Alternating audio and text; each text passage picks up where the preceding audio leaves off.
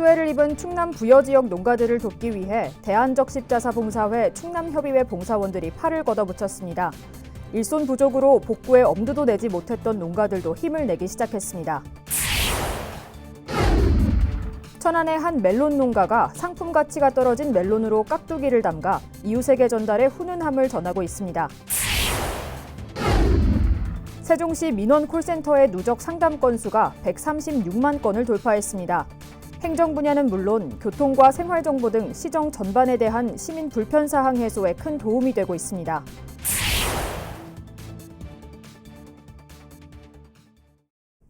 시청자 여러분 안녕하십니까? BTV 뉴스입니다.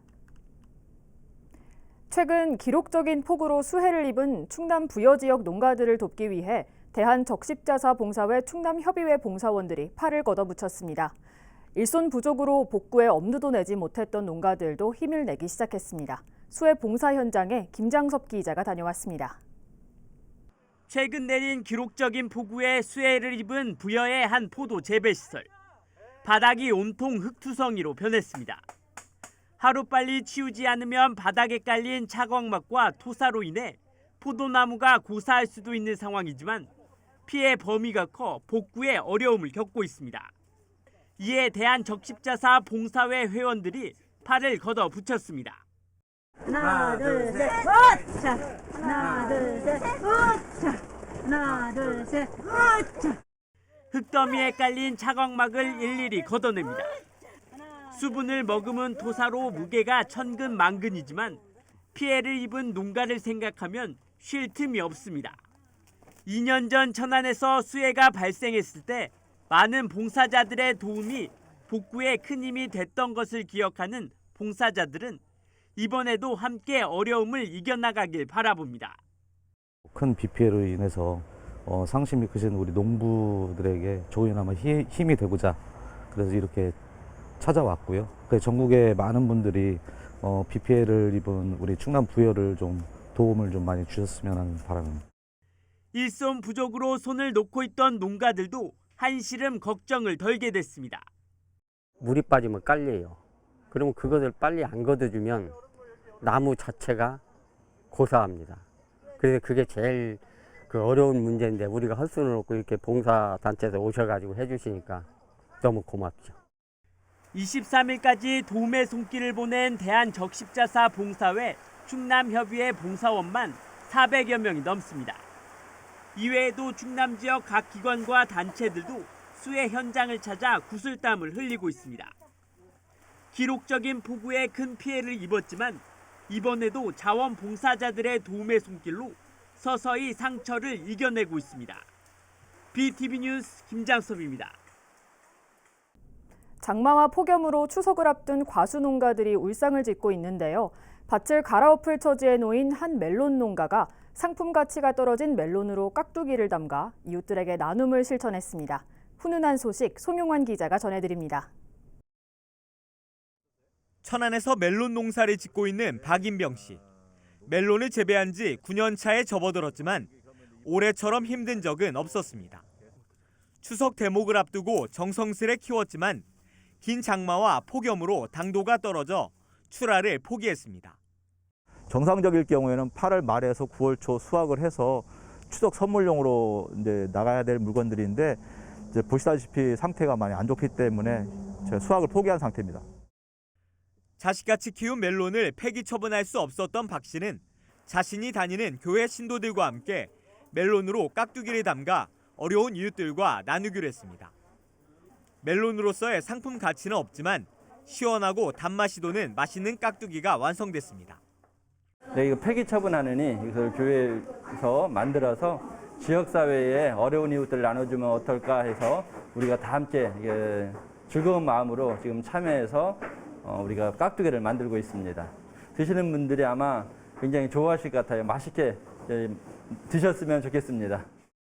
이렇게 담근 멜론 깍두기는 각 읍면동을 통해 천안 지역 250가정에 전달될 예정입니다. BTV 뉴스 송용환입니다. 세종시 민원 콜센터의 누적 상담 건수가 136만 건을 돌파했습니다. 시에 따르면 센터는 지난 2015년 7월 문을 연 이후 지난해 상담 건수 100만 건을 돌파했으며 지난달 기준으론 136만 4천여 건까지 증가하는 등 지역 대표 민원 창구로 자리매김하고 있습니다.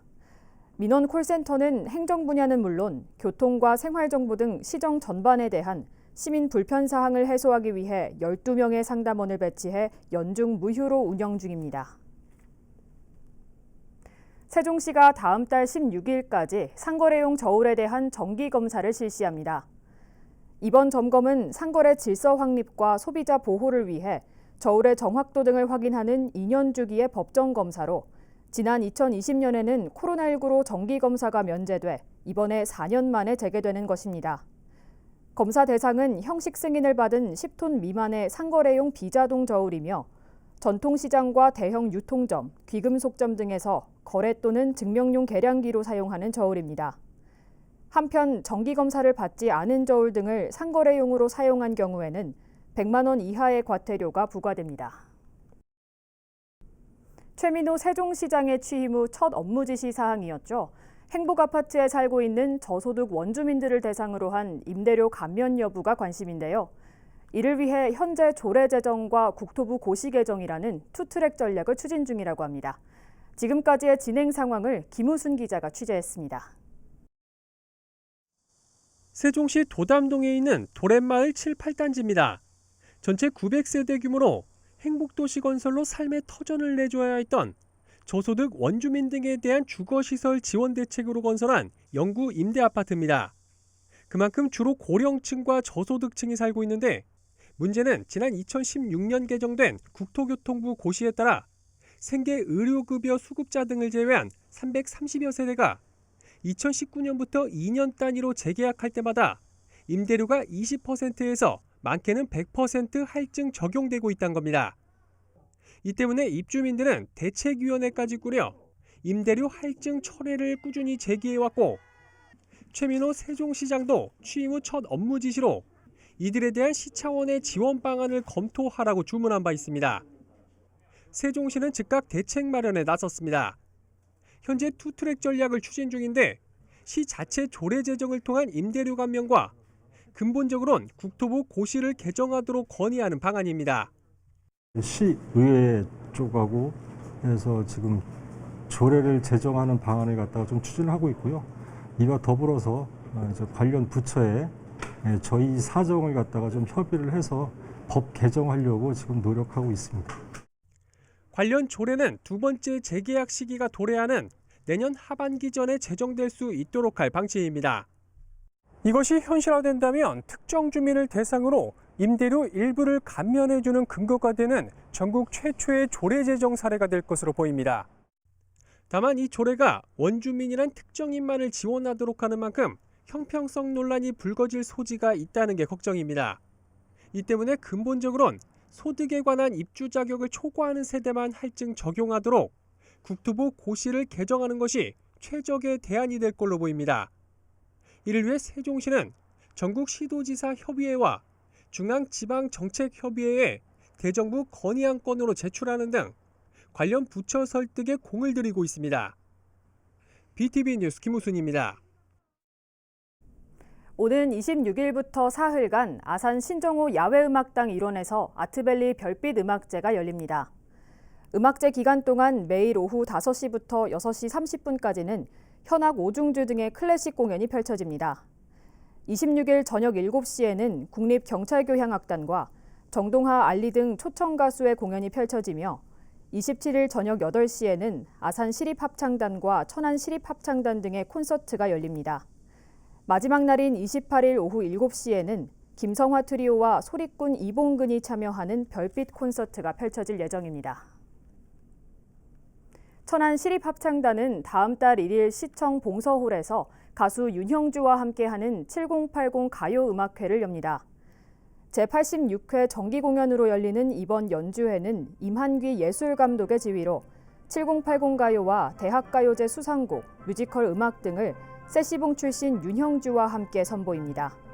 입장료는 8,000원이며 티켓 링크를 통해 예매할 수 있습니다.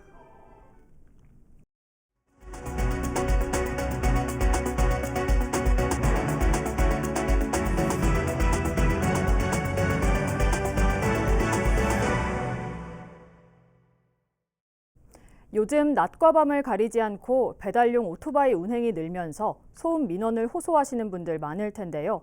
앞으로 세종시에서는 이런 민원이 줄어들 것으로 예상됩니다. 세종시가 오는 2024년까지 모든 배달용 오토바이를 소음이 적고 친환경적인 전기 이륜차로 바꿔나가기로 했습니다. 김우순 기자의 보도입니다. 전기 이륜차에서 다 쓴 배터리를 꺼낸 뒤 충전 스테이션에 완충된 배터리로 바꿔 낍니다. 충전을 하느라 기다릴 필요 없이 교환만 하면 됩니다. 배달 라이더들이 전기 이륜차를 쓰지 않는 근본적 이유였던 긴 충전 시간을 대폭 줄일 수 있는 겁니다.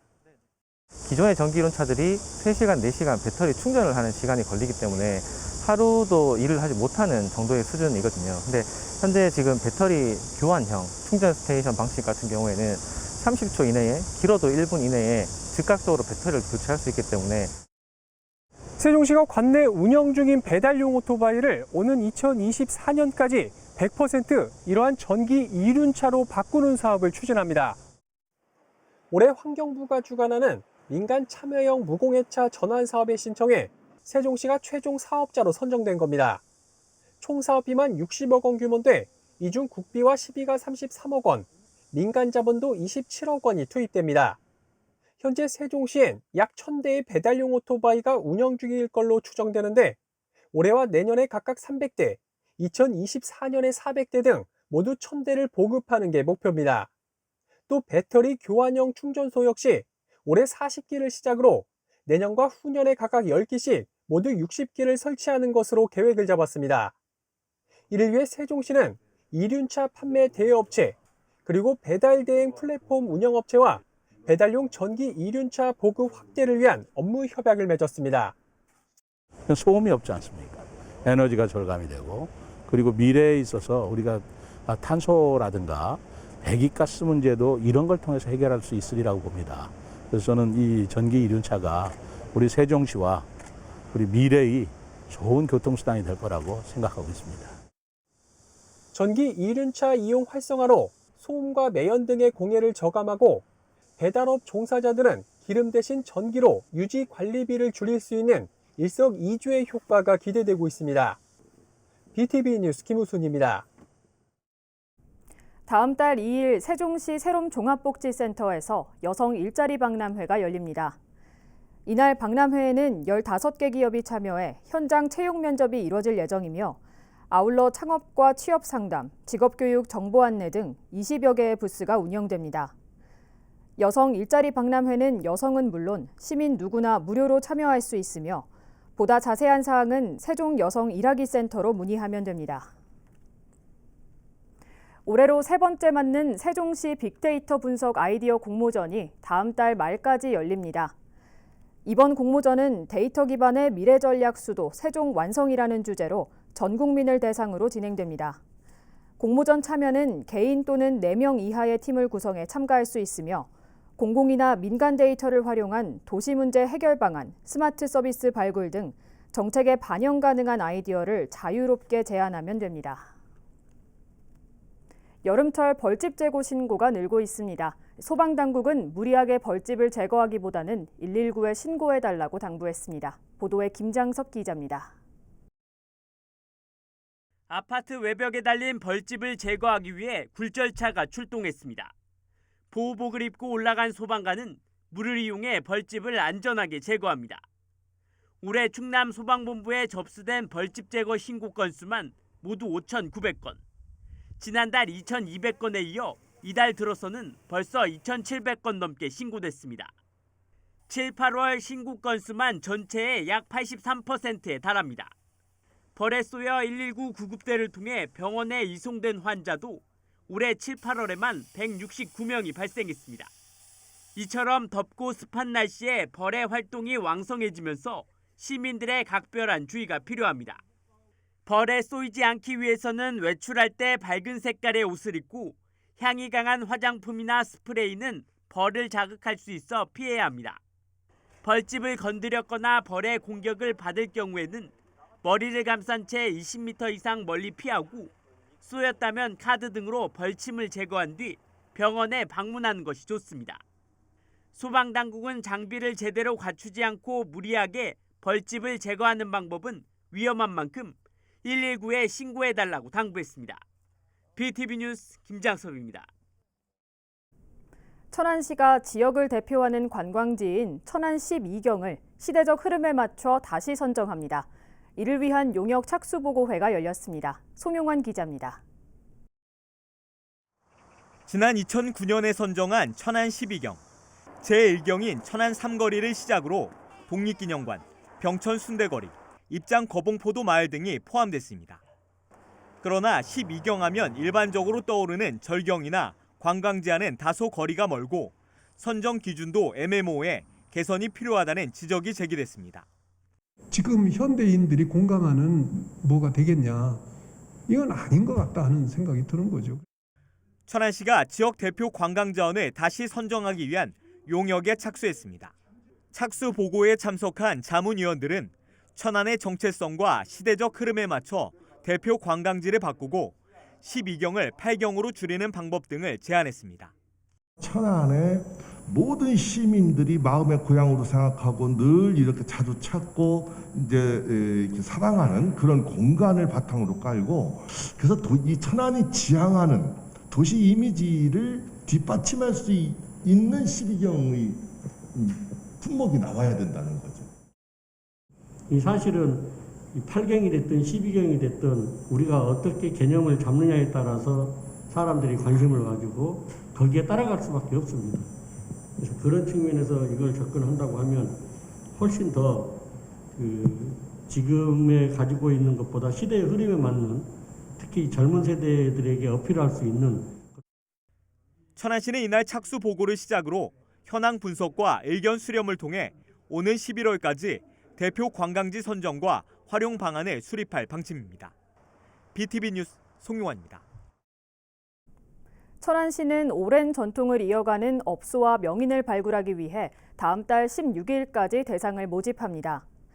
먼저 전통 업소의 경우 공고일 현재 천안에서 20년 이상 운영 중인 곳으로 지역 관광 상품으로 발전 가능성이 있어야 합니다. 전통 명인은 해당 분야에 15년 이상 종사하면서 주민등록과 사업장이 천안에 3년 이상 소재해 있어야 합니다. 시는 업소 2곳과 명인 2명을 선정해 기자재 구입 보조금과 체험 홍보 공간 등을 제공할 계획입니다. 신청 방법 등 자세한 내용은 천안시 홈페이지 행정공고란을 참고하면 됩니다. 천안시가 천안에서의 특별했던 순간을 담다를 주제로 사진 공모전을 엽니다. 이번 공모는 천안 시민이나 타 지역 주민들의 시선을 통해 천안의 새로운 매력을 발굴하고 시정 홍보에 활용하기 위해 마련됐습니다. 공모 기간은 10월 말까지로 시청 홈페이지나 블로그에서 참가 신청서를 내려받아 3장 이상의 작품을 이메일로 제출하면 됩니다. 상금은 대상 100만 원, 최우수 50만 원, 우수 30만 원 등 총 19명에게 600만 원을 수여할 예정입니다. 아산시 보건소가 자살 예방 주간을 맞아 자살 예방을 위한 표어와 따뜻한 문구를 공모합니다. 공모는 아산 시민이면 누구나 참여 가능하며 20자 이내에 따뜻한 문구와 표어를 만들어 보내면 됩니다. 선정된 시민에게는 소정의 모바일 아산사랑 상품권이 제공되며 공모 기간은 다음 달 1일부터 10일까지로 참여 방법은 아산시 누리집을 참고하면 됩니다. 아산 시민 10명 중 8명은 우리나라에서 본인의 인권이 존중받고 있다고 생각하는 것으로 나타났습니다. 아산시 인권센터가 실시한 2022년 인권의식 실태조사 결과를 보면 아산 시민 82.9%는 본인의 인권이 존중받고 있다고 응답했습니다. 다만 지난 1년간 차별 경험이 있는지에 대한 질문에는 44.9%가 있다고 답한 것으로 조사됐으며 차별 경험 유형으로는 고용 형태에 따른 차별이 가장 높은 비율을 차지했습니다. 한편 이번 인권의식 실태조사는 지난 5월 18일부터 6월 3일까지 17일 동안 관내 표본 1,416가구, 만 13세 이상 가구원을 대상으로 진행됐습니다. 이상으로 BTV 뉴스를 마칩니다. 시청해주신 여러분 고맙습니다.